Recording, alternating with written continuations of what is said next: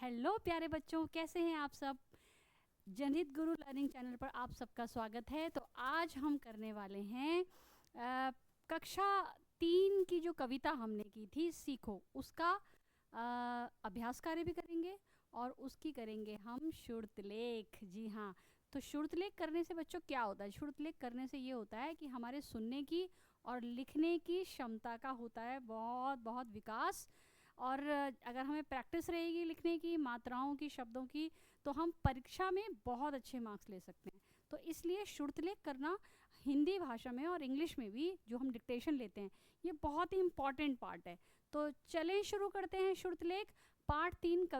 कक्षा 3 की कविता पाठ 1, जिसका नाम है सीखो। ठीक है, तो शुरुतलेख किस तरह से लिखा हुआ है आप ध्यान से देख लीजिए और अपनी कॉपी और पेंसिल के साथ हो जाइए हमारे साथ तैयार। तो करने वाले हैं। तो सबसे पहली बात बेटा, आप अपनी कॉपी में 1 से 10 तक की संख्या लिखेंगे, क्योंकि हम बोलने वाले हैं आपको 10 शब्द डिक्टेशन के, जिसको हिंदी में शुरुतलेख कहते हैं। अच्छा, ये हमने जो संख्या लिखी है ये हिंदी में मैंने आपको जो ये नंबर्स लिखे हैं ये नॉर्मल जो हम लिखते हैं, लेकिन जब हम हिंदी भाषा पढ़ते हैं तो ये जो संख्याएं हैं ये होनी चाहिए हिंदी में। मैंने आपको सिर्फ दिखाने के लिए लिखी थी। अब हम इसको इरेज करके लिखेंगे संख्याएं हिंदी में। ठीक है, तो रेडी हो जाओ आप मेरे साथ। ठीक, इनको कर देते हैं हम इरेज और हम लिखते हैं ये संख्याएं हिंदी में। हिंदी में संख्या 1 का चिन्ह ये एक एक लाइन छोड़कर लिखेंगे। 2, 3, 4 और 5, 6, 7, 8, 9 और संख्या 10। एक वीडियो मैं आपके लिए बनाऊंगी जिसमें सिर्फ हम हिंदी संख्या का अभ्यास करेंगे। आई होप आप क्लास 3 में हैं तो डेफिनेटली आपको ज़रूर आता होगा हिंदी संख्या लिखना। जिसको नहीं आता है आप उस वीडियो को देखेंगे तो आपको आ जाएगा। ठीक है, सबसे पहला शब्द, मैं आपको शब्द बोलूँगी और आप लिखेंगे। मैं उसके लिए आपको दूंगी 10 सेकंड। ठीक है, 10 सेकंड बाद मैं खुद लिखूंगी उस शब्द को। ओके, तो पहला शब्द मैं आपको बता रही हूँ, भौरों। भौरों, स्टार्ट करेंगे लिखना। भौरों, भौरों।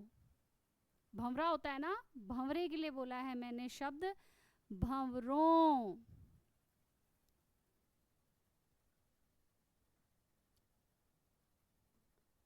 भौरों।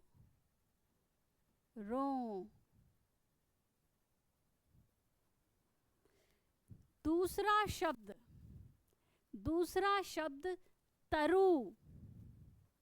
तरु, वृक्ष को बोलते हैं हिंदी में तरु। जल्दी से लिखिए, स्वयं लिखने का अभ्यास करें।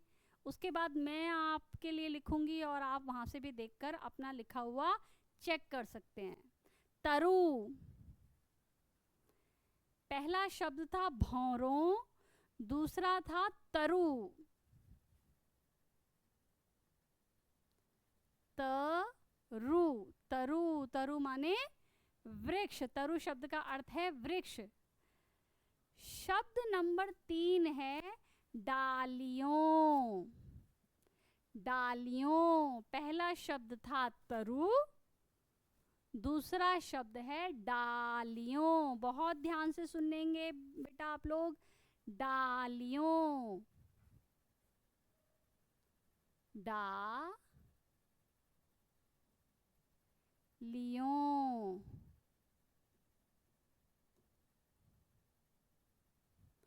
डालियों, मात्रा का विशेष ध्यान रखना है यहाँ पर आपने। शुरुतलेख में आपकी श्रवण क्षमता अच्छी होनी चाहिए। जब आपके क्लास में बहुत सारे बच्चे बैठे हैं उनके बीच में आपको शब्द सुनना है, तो पहला नियम तो ये है कि सबको सिर्फ सुनना है, बोलना नहीं है। ठीक है, दूसरा नियम ये है कि ध्यान से सुनना है, आपका ध्यान इधर उधर नहीं होना चाहिए शुरुतलेख के समय पर। शब्द नंबर 3 है झुकाना।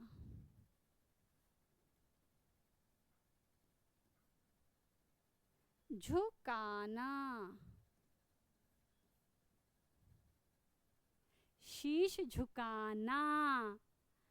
सबने लिखे पहले 3 शब्द, पहले 4 शब्द लिखे, भंवरों, तरु, डालियों और झुकाना। 5वां शब्द सुनेंगे सारे बच्चे बहुत ध्यान से, अंधेरा। अंधेरा, ध्यान से सुने और लिखे मेरे साथ,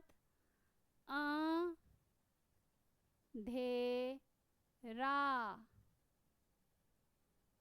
अंधेरा। देखो बेटा इसमें चंद्र बिंदु की आवाज आ रही है, नाक से बोला जा रहा है। अंग, अंग से अंधेरा, अंगा, अंग चंद्र बिंदु वाला अंग है, अंधेरा। शब्द नंबर 5 हम लिखेंगे प्राणी। शब्द नंबर 5 हो गया है। नंबर 6 हम लिखेंगे प्राणी। प्राणी।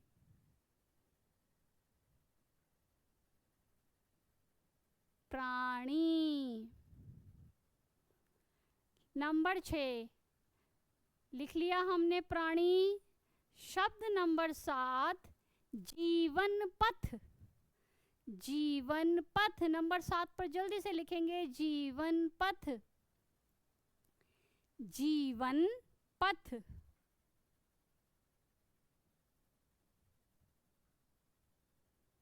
जीवन पथ। जीवन पथ।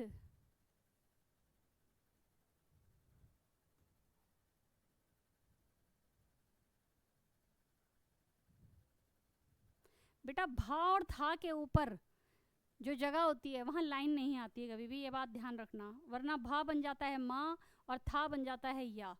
ठीक है, ये नियम है। अगला नंबर 8, शब्द नंबर 8 है धुएं। धुएं। धुएं। नंबर 9, शब्द नंबर 9 है ऊंचे। ऊंचे। ऊंचे। और शब्द नंबर 10 अंतिम शब्द है चढ़ना। चढ़ना।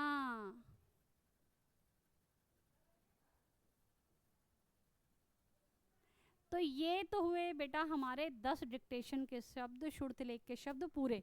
तो आपको क्या करना है, यहाँ पर इन शब्दों का आपको अभ्यास भी करना है।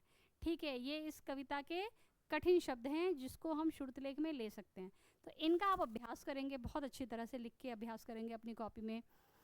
और इसके बाद मैं आपको दे रही हूँ कुछ प्रश्न। ठीक है, ये रहे सीखो कविता का अभ्यास कार्य। इनमें से कौन कौन सी वस्तुएं आप प्रतिदिन देखते हैं? किनमें से? ये जो कविता हमने पढ़ी थी, फूलों से नित हंसना सीखो, भंवरों से नित गाना, तरु की झुकी डालियों से सीखो, निस दिन शीश झुकाना। तो बेटा जो प्रकृति में जो चीजें हैं, आपको रोज रोज क्या क्या चीजें ऐसी हैं जो आपको अपने आसपास दिखाई देती हैं? तो हमें दिखाई देते हैं, चलो हम उत्तर लिखेंगे। हमको दिखते हैं फूल, वृक्ष दिखते हैं हमको रोज अपने आसपास, हमको दिखती हैं चिड़िया,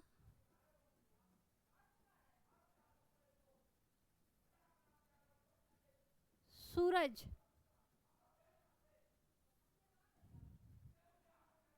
ठीक है, सूरज हमें दिखता है।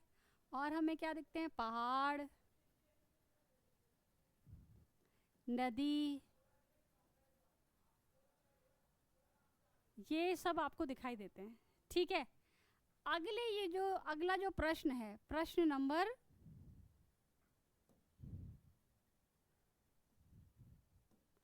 'उगते हुए सूरज को देखकर आपके मन में किस प्रकार का भाव आता है? उगते हुए सूरज को देखकर आपके मन में किस प्रकार का भाव आता है? हमारे मन में आता है नियम का पालन करना, है ना। मेरे मन में तो आता है भाई नियम का पालन करना, नियम का पालन करना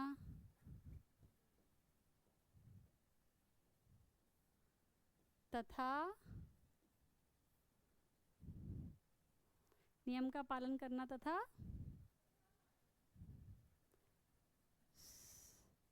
सबकी सहायता करना, है ना। ये कैसे होता है बेटा? क्योंकि सूरज जो है नियम से उगता है, वो कभी बिना डिले बिना देर किए वो अपने समय से उठता है, उसकी कभी छुट्टी नहीं होती, वो हमेशा नियमित रूप से उगता है और पेड़ पौधों को, जीव जंतुओं को, सभी प्राणियों को जीवनदायिनी प्रकाश देता है, ऊर्जा देता है। तो उससे हम सीखते हैं सबकी सहायता करना। ये आ गया हमारा पूर्ण विराम। अगला प्रश्न है, रंग बिरंगे फूलों को देखकर आपको कैसा लगता है? कैसा लगता है रंग बिरंगे फूलों को देखकर? रंग बिरंगे फूलों को देखकर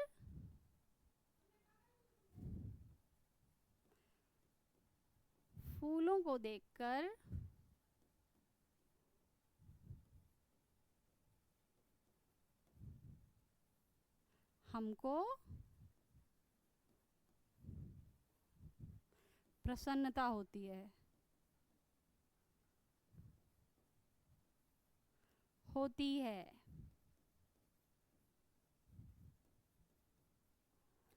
हमको प्रसन्नता फूलों को देखकर।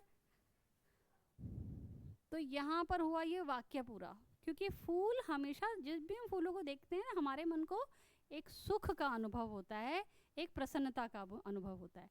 ठीक है, तो इस प्रकार से हमारा अभ्यास कार्य हुआ पूर्ण।